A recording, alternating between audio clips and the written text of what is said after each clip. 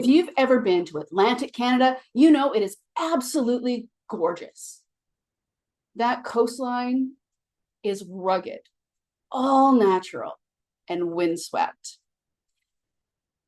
That wind that has been molding Canada's eastern shore for thousands and thousands of years is about to become a cash cow for Atlantic Canada. Atlantic Canada has a very important role in Canadian-European relations. You see, it was the first place that Vikings stepped foot on Newfoundland shores. The birthplace of Confederation happened in PEI, which was the start of Canada becoming the country it is today. And Halifax? Well, when Europe was fighting German expansionism, not once, but twice, Canadian soldiers from across Canada were sent to Halifax Harbor to be shipped off to fight the good fight in Europe, which led to the world being the way it is today. And now, during a trade war, Atlantic Canada is building that relationship stronger with Europe so that Canada will diversify and be more resilient in the future. You see, 77% of all Canada's exports go to one place, the United States. The other 23% go to over 180 other countries around the world. Why is this important? Well, as we're finding out, when Americans elect a president that isn't Canada friendly, it affects our economy, our way of life, and our ability to pay our bills. That's why this new industry in Atlantic Canada is so important for our future. But it didn't happen overnight. In fact, it didn't even happen just because Trump came to power and the trade war erupted. No, this switch, this new economy, this new industry in Canada started because of Russia invading Ukraine. You see, when Russia invaded Ukraine, European countries no longer wanted to buy their oil and gas from Russia. Germany came over to Canada and said, hey, will you sell us LNG? And Trudeau, our prime minister at the time, said, no, LNG isn't a good option. But, and here's the thing, in Western Canada, we know that Trudeau said no to LNG. We don't always know about that, but you see, he said, we'll create a whole new industry of hydrogen fuel and ship that to you. And we'll build it in Atlantic Canada. So in 2023, Bill C-49 was passed and it enabled wind farms to be built off the coast of Canada. Then in March 2024, Canada and Germany signed a transatlantic hydrogen corridor. Corridor is not a new word. It's not a new name.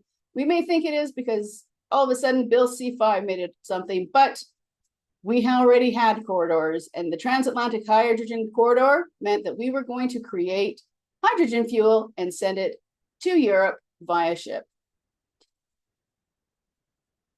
In September of 2024, Trudeau invested $9.25 million through Net Zero Atlantic for offshore wind integration and transmission studies, as well as research into the emerging clean technologies, including hydrogen.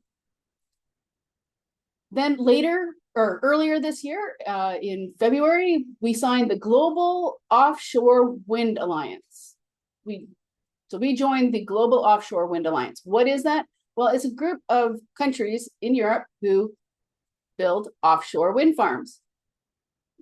Joining this alliance is great because it provides us with access to information and engineers and people who have done this before.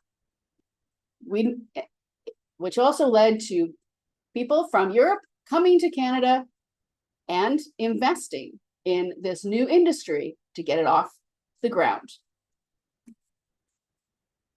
Just last month, Nova Scotia Premier Tim Houston, he identified 4 locations to build wind farms off the coast of Nova Scotia. They'll be built in French Bank, Middlebank, Sable Island Bank, and Sydney Bight. So why is this? Actually, one more thing. He also mentioned that they'll probably be calling for proposals by the end of the year, so 2025. So Bill C-49 was May 2023. Call for proposals to build it will be sometime later this year in 2025. Takes time. It isn't overnight to get things off the ground, but it also means that this project is well on its way to being approved as a national interest project with Bill C-5. Why does that matter? Well, why does it matter to you? Is more of the question. Why should you be so concerned about what's happening in Atlantic Canada when it comes to wind energy and hydrogen fuel? Well, one, if you're looking for a career in clean energy, Atlantic Canada may be somewhere you want to start networking and learning about. If you're an investor that wants to invest in clean energy, Atlantic Canada has a lot of opportunities that are beginning to sprout up. And if you're a business that wants to expand into clean energy, like hydro or solar or wind or hydrogen, there's tons of opportunity for you in Atlantic Canada. Here's some companies that are already doing some work in that industry in Atlantic Canada.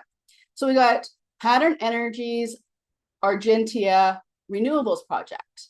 It's a multi-phase wind to green fuels facility. Goose Harbor Lake Wind Farms, they started construction back in March. South Canoe Energy Project and Dalhousie Mountain Wind Farm are a couple of small projects. And Bearhead Energy, World Energy GH2, and Ever Winds Fuel Project. And that project will be used with wind and solar to produce green hydrogen and ammonia, which is going to be shipped off to Germany. Now, phase one of that project, the environmental approvals and feed studies are complete. Phase one is expected to be completed by 2020 or started by 2026. Well, here's the thing. This project, along with other projects that I mentioned, are multiple owner. So there's the government that's involved, but it's also private corporations and investments, as well as Indigenous investment. In some cases, leadership. Wow.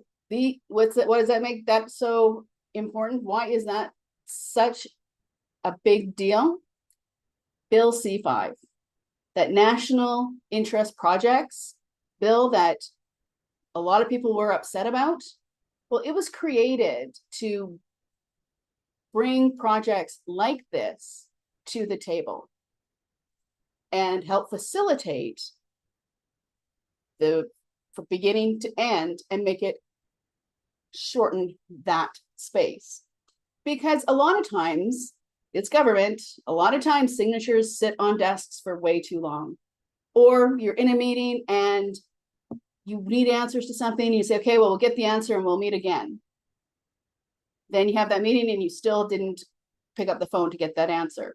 So these things were happening, and that's what makes these projects go too long, is inefficiency.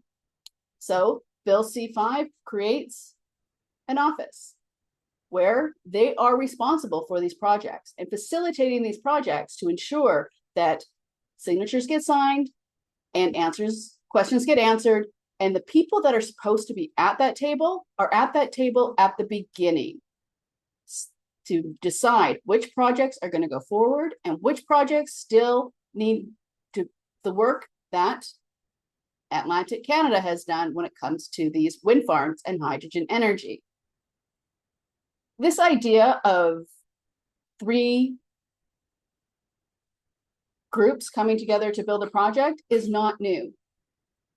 And it's proof of concept that these things can be successful one hydro in Quebec had a project with the Indigenous local community there.